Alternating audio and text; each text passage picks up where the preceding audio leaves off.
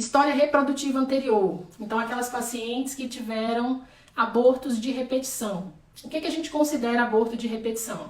O Ministério da Saúde, a Febrasgo, eles consideram 3 ou mais abortos em sequência, tá? Então, se a mulher teve um aborto, outro aborto, 3 abortos na sequência, já indica investigação. O que a gente faz na nossa prática, tá? 2 abortos já merece investigação, certo?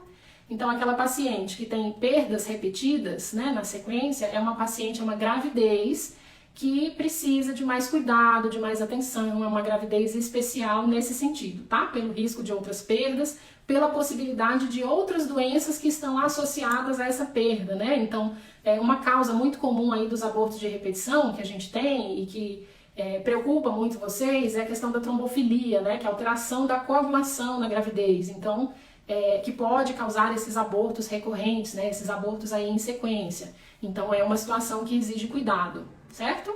Algumas incompatibilidades também da gestante com o parceiro, incompatibilidades genéticas também, tá? Então, a gente tem aí várias causas possíveis para esses abortos sequenciais. Então, aquela paciente que tem 3 ou mais abortos sequenciais é uma gestante que merece mais cuidado, é uma gestação que precisa ser vista com mais cuidado, tá? Parto prematuro em qualquer gestação anterior, principalmente se for antes das 34 semanas. Por quê? Porque a gente sabe que uma vez que essa gestante teve um parto prematuro, numa próxima gestação existe uma chance maior de prematuridade, tá? Então é uma gestação também que requer alguns cuidados específicos em relação a essa questão da prematuridade. Restrição de crescimento fetal em gestações anteriores, também pelo mesmo motivo, tá? Óbito fetal de causa não identificada. Então a gestante estava grávida, estava indo tudo bem, de repente o bebê veio a óbito e a gente não conseguiu aí identificar uma causa. A próxima gestação é uma gestação que realmente vai inspirar aí mais cuidados, mais atenção, tanto na condução dos exames, né, quanto ali na condução do acompanhamento, certo? Histórias características de insuficiência istmo-cervical, tá?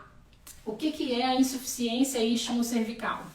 Ou o que a gente conhece também como incompetência istmo-cervical. A gente não consegue dizer exatamente o porquê, mas existem alguns fatores ali naquele colo do útero que quando o bebê começa a crescer, começa a ganhar peso ali por volta de 20 e poucas semanas, esse colo ele abre de forma abrupta e o bebê nasce. E como ele nasce ainda muito pequenininho, né, ali por volta de 20 e poucas semanas, não tem condição de sobreviver. Então aquela paciente que tem esse histórico de incompetência istmo-cervical ou insuficiência istmo-cervical é uma gestação de alto risco, tá? Porque se a história dessa gestante for característica, é indicado que ali por volta de 16, na verdade entre 14 e 18 semanas, tá? Porque isso difere 1 a 2 semanas de acordo com os guidelines, né? Mas entre 14 e 18 semanas é importante que aquela gestante se submeta a um procedimento que a gente chama de cerclagem. O que é essa cerclagem? Essa cerclagem é um procedimento que essa gestante vai precisar ir até o centro cirúrgico, vai precisar ser anestesiada e aí a gente vai precisar dar 2 pontinhos ali naquele colo para amarrar aquele colo do útero e não deixar aquele colo abrir quando o bebê começar a crescer, quando o bebê começar a ganhar peso, tá? Então realmente é uma gravidez que precisa de mais cuidado, tá?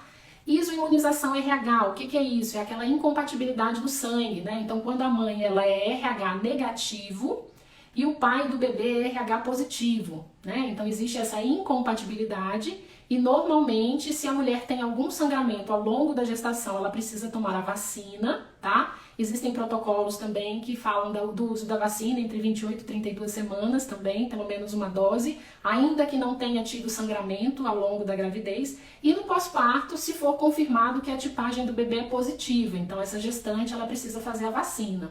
O que acontece em alguns casos? Em alguns casos, passa desapercebido esse cuidado com a questão da tipagem sanguínea e algumas gestantes não têm oportunidade de tomar essa vacina, seja no momento do sangramento, seja no momento do pós-parto. E aí o que acontece? Numa próxima gestação, existe um risco maior para o bebê, né, dessa gestante, de ser isoimunizado, né? Então existe uma série de complicações aí para o bebê dessa mãe que tem essa incompatibilidade sanguínea e perdeu a oportunidade, por algum motivo não tomou a vacina, tá? Num passado não muito distante, existiam alguns tratamentos também que faziam algumas vacinas com o sangue do parceiro, então forçava uma isoimunização da mãe também, isso é proscrito, tá? Então, são situações que deixam a gestante aí mais vulnerável, em risco para uma gestação futura, tá?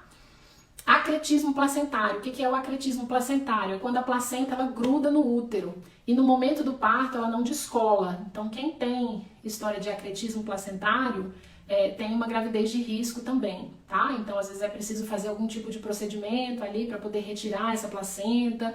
Em alguns casos, às vezes a gente precisa até tirar o útero, tá? Por causa dessa questão da placenta que gruda ali, causa hemorragia. Então, é uma gravidez que precisa de mais cuidados, tá? Pré-eclâmpsia, tá? A temida pré-eclâmpsia. Vai ser a próxima live que a gente vai fazer, vai ser sobre síndromes hipertensivas, tá? Porque é uma situação que gera muita dúvida, que traz muita preocupação para vocês, então eu vou falar sobre isso num próximo momento, tá?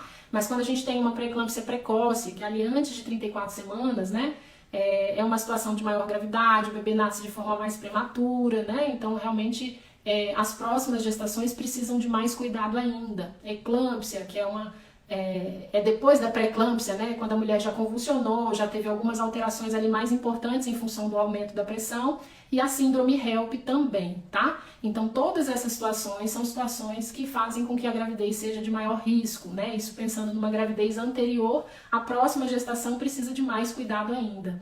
Então percebam que eu não estou falando que a gestante que teve pré-eclâmpsia, eclâmpsia ou síndrome HELP, ela não pode engravidar, né? Então não, ela só vai ter uma gravidez de risco, que inspira mais cuidados, mas não é que ela não vai poder engravidar, tá? Recentemente eu até coloquei aqui um depoimento de uma seguidora que me falou que ela tinha muito medo porque ela já tinha tido a síndrome HELP, né? Agora eu não me recordo bem se era HELP ou pré-eclâmpsia, mas ela me falou que ela teve um evento importante como esse, de gravidade, e ela morria de medo de ter uma nova gestação, e que de repente, vendo as coisas aqui, ela foi criando mais coragem, foi sabendo dos riscos, foi se informando melhor, e teve um bebezinho lindo, saudável, e ela me mandou a foto do bebê de 6 dias, tá? Então assim, não é que não pode engravidar, mas é uma gravidez de mais risco, que precisa de mais cuidado.